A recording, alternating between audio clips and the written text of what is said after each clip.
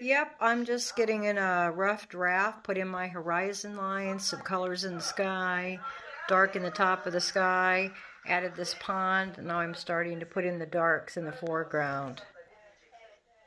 Painting the faraway background, and I'm adding a lot of blue tones and some greenish gray, because it's quite far away. And I'm using my medium-sized brush now. This painting's been sitting on an easel for a long time. And I gave a talk last night about creativity and how sometimes you just have to do it, so I'm talking to myself.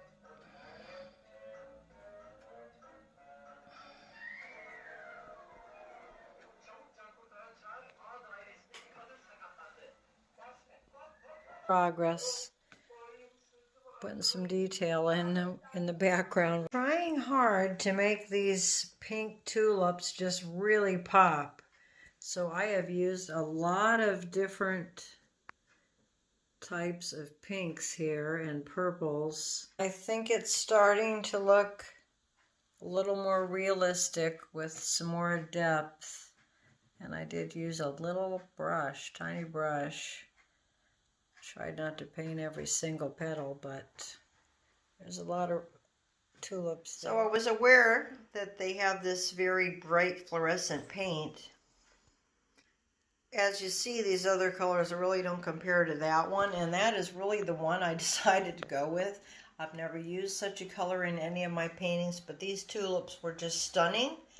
And one of my favorite yellows, Cadmium Yellow Medium, I added. Yeah, that's bright. Definitely bright, but it needed to be bright. I'm just adding some darks, trying to add some contrast, and just to make it pop with the contrast, as I also did in here. You know, I'm just adding a few little spots here and there, right?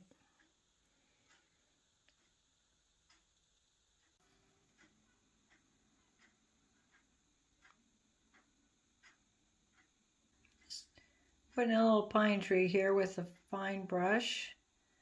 Just going to draw it in.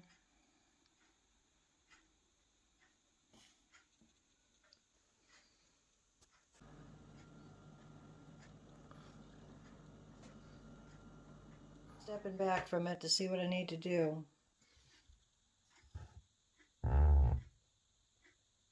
Just trying to make it a little bit more random. Every space looks filled.